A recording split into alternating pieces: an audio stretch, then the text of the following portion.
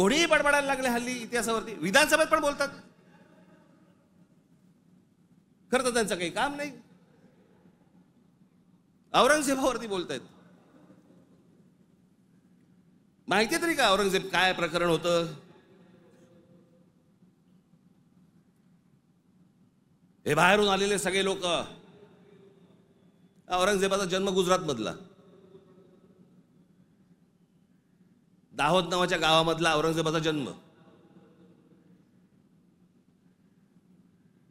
आणि मग काय सोपं आहे इतिहासामधनं तुम्हाला जातीपातीमध्ये भिडवून द्यायला. यांना ब्राह्मणांनी साथ दिली, यांना मराठ्यांनी साथ दिली, मग तिकडे मराठी नव्हतेच, मग हे सगळं चोरून ब्राह्मणांनी केलं. हे सगळं बोलणाऱ्यांचा इतिहासाशी काही संबंध नाहीये. त्यांना फक्त राजकीय त्यांचं जे काही पोळी भाजून घ्यायची आहे तेवढंच फक्त काम आहे त्यांचं. त्यांना ना संभाजी महाराजांशी काही कर्तव्य आहे, ना औरंगजेबाशी काही कर्तव्य, ना कोणाशी काही कर्तव्य आहे. तुमची माती फक्त भडकवायची.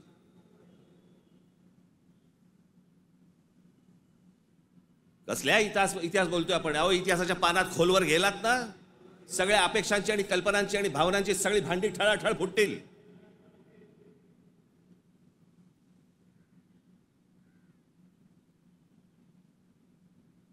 या हिंद प्रांतामध्ये एक अत्यंत कडवट, एक प्रभावी असं एक स्वप्न ज्या व्यक्तीला पडलं त्या आमच्या जिजाऊ साहेब.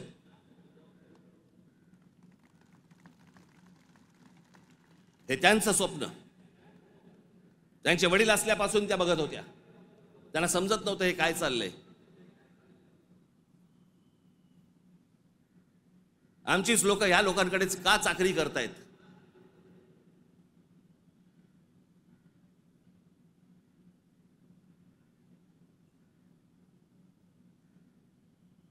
आणि छत्रपती शिवाजी महाराज म्हणजे या हिंद प्रांतावरती केलेला एक संस्कार आहे.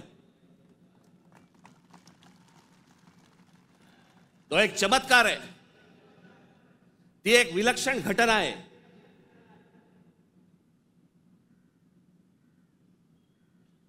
छत्रपती शिवाजी महाराज हा एक विचार आहे. तो विचार जन्माला यायच्या अगोदर या देशाची, या देश कुठचा होता? देश नव्हताच तो. या हिंद प्रांताची काय अवस्था होती, काय परिस्थिती होती?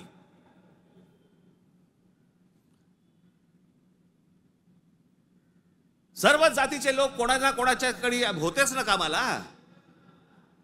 दूर कशाला जा.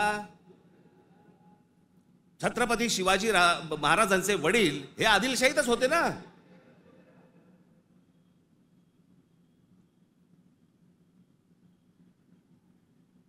त्याच्यानंतर ते निजामशाहीत गेले ना. तो काळ वेगळा होता, ती वेळची परिस्थिती वेगळी होती. त्यांनी काय तसे निर्णय घेतले? जे कोणी महाराष्ट्रामधले सरंजामदार होते त्यांच्या विरोधाचाच लढा होता ना शिवाजी महाराजांचा. हे सरंजामदार कोण होते? त्याला जातीत का पाहताय तुम्ही?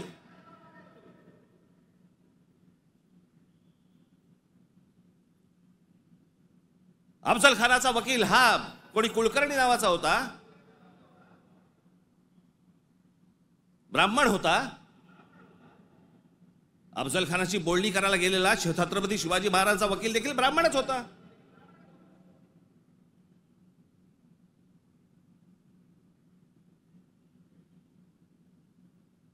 त्यावेळेला सगळीच माणसं वेगवेगळ्या लोकांकडे कामालाच होती.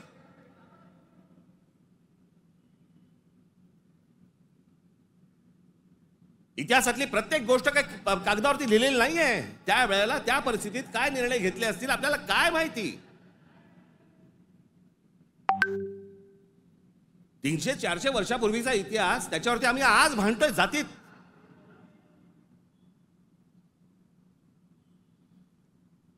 आग्र्याच्या दरबारामध्ये छत्रपती शिवाजी महाराजांच्या समोर संभाजी महाराज असताना संभाजी महाराजांकडनी औरंगजेबाची 5000 मनसबदारी स्वीकारलेली आहे. छत्रपती शिवाजी महाराजांच्या समोर महाराजांची होकार असल्याशिवाय होईल?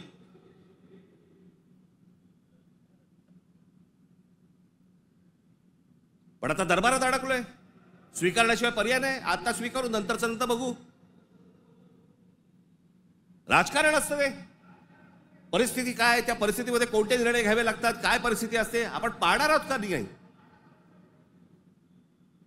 कशा अंगाने इतिहास पाहायचा असतो हे आपण कधी बघणार आहोत की नाही?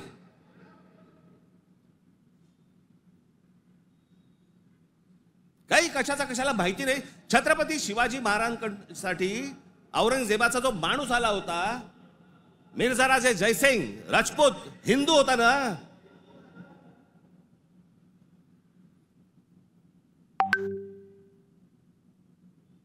ज्या सिंहगडावरती आमच्या तानाजी मालुसरेंचा आज तिथे मृत्यू झाला, ते कोणाबरोबर लढाई झाला?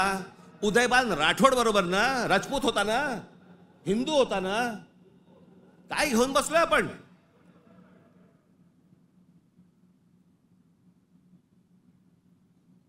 कोणत्या काळात जगतो आहोत आपण?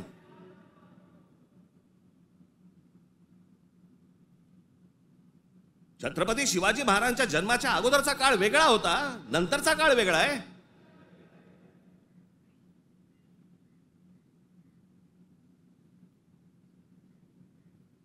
मी अनेकदा माझ्या भाषणांमध्ये मी सांगितलेलं आहे, परत एकदा सांगतो, औरंगजेब विषय निघालाय म्हणून.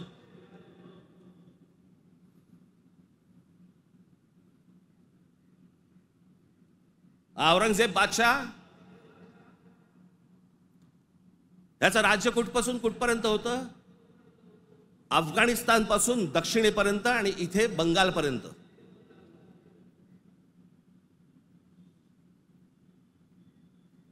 छत्रपती शिवाजी महाराज ज्यावेळेला आग्र्यावरनं निघाले, सुटले,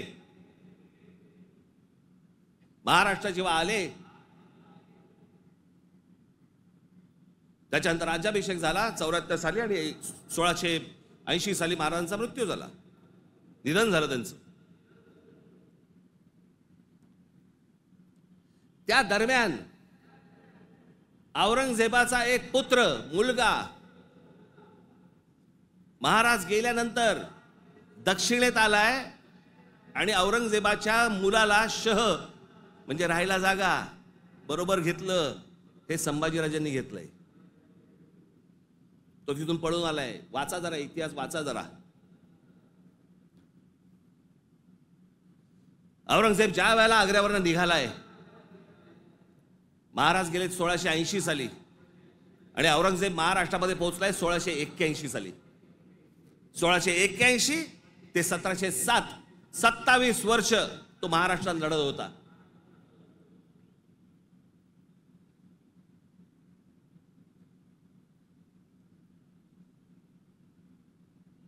आमच्या संभाजी राजांबरोबर लढला. त्याला क्रूर पद्धतीने मारलं. राजाराम महाराज लढले, संताजी धनाजी लढले आणि आमच्या तारा राणी साहेब लढल्या.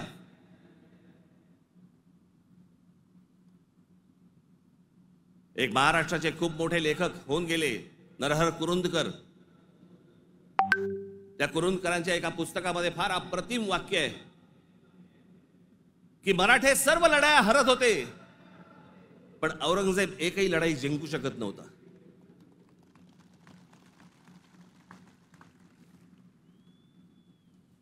याचं कारण छत्रपती शिवाजी महाराजांचं निधन झाल्यावरती खरं तर औरंगजेबाने परत जायला पाहिजे होता आग्र्याला. नाही, तो इथे का थांबला?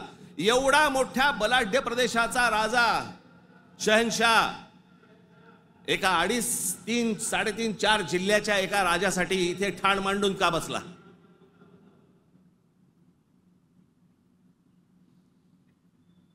त्याला माहिती होतं छत्रपती शिवाजी महाराजांचं निधन झालंय, मग का ठाण मांडून बसला होता? शिवाजी महाराज तर गेले होते, त्याला शिवाजी नावाचा विचार मारायचा होता, जो त्याला जमला नाही. सगळे प्रयत्न केले, सर्व प्रयत्न केले आणि इथे शेवटी मेला. जगाच्या इतिहासामध्ये औरंगजेब वाचला जातो, अभ्यास केला जातो त्याचा, पण ज्या वेळेला त्याचा अभ्यास केला जातो त्यावेळेला जगभरातल्या लोकांना कळतं की तो काय करायला गेला होता आणि कसा मेला. तिथे छत्रपती शिवाजी महाराजांचं नाव येतं जगभरामध्ये. जी कबर आहे ना, जी सजवलेली काढून टाका, कबर नुसती दिसली पाहिजे आणि तिथे एक मोठा बोर्ड लावा, आम्हा मराठ्यांना संपवायला आलेला औरंगजेब इथे आम्ही गाडला गेला.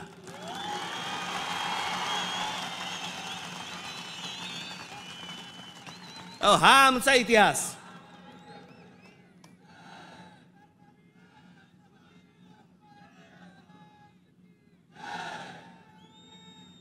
अफजल खान ज्या वेळेला इथे आला, इतिहास कशासाठी वाचायचा? इतिहासातनं बोध घेण्यासाठी वाचायचा. अफजल खान जेव्हा इथे आला त्यावेळेला प्रतापगडावरती मारला गेला खाली, तिथेच त्याची खाली कबर खोदली गेली, तिथेच त्याला पुरला. मराठीत एक फार अप्रतिम जो शब्द आहे ना, पुरून उरीन, तो आहे. तुला पुरीन आणि उरीन. तो जो पुरला त्याला तिकडे अफजल खानाला, तो शिवाजी महाराजांच्या होकाराशिवाय पुरला नसेल. त्याची कबर जी केली आहे ती महाराजांना विचारल्याशिवाय केली नसेल. महाराजांनी सांगितलं असेल, निश्चित करा, जगाला कळू दे कोणाला मारलाय.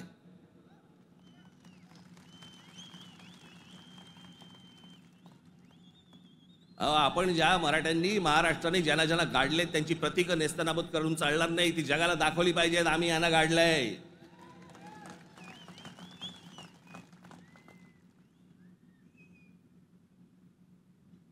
इस्रायलची एक खूप मोठी संघटना आहे मोसाद नावाची. त्यांचं एक पुस्तक आहे. त्या पुस्तकामधली एक ओळ फार अप्रतिम ओळ आहे. आणि त्याच्यात त्यांनी दिलंय की आम्ही अनेक स्मारकं बांधली इथे इस्रायलमध्ये, पण अनेक लोकांची आम्ही स्मारकं बांधली नाहीत. का? कारण ती जर बांधली तर जगामध्ये ते कृत्य आम्ही केलंय असं जगाला कळेल, म्हणून आम्ही नाही बांधली.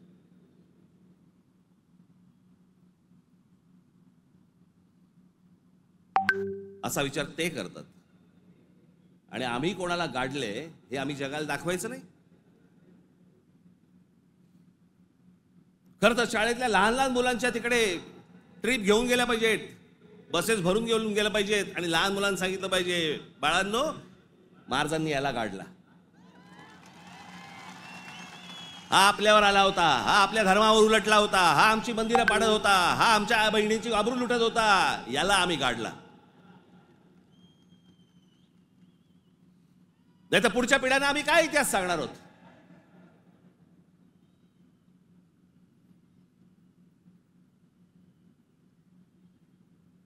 माझं महाराष्ट्रातल्या सर्व तरुणांना आणि तरुणींना माझं सर्वांना सांगणं आहे, खास करून तरुणांना आणि तरुणींना, व्हॉट्सअपवरती इतिहास वाचायचा पहिला बंद करा.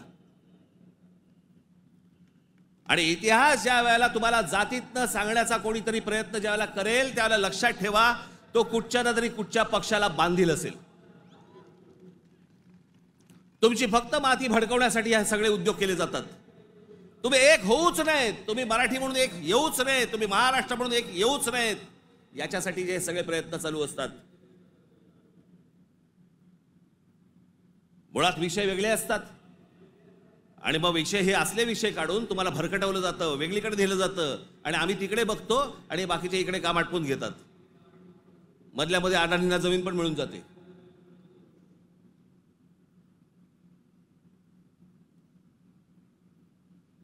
मुंबईचा विमानतळ दिला अदानीला, मग अजून कुठचा नवी मुंबईचा दिला अदानीला, मग आता पालघरचा दिला अदानीला, मग तिकडचा बंद दिला अदानीला.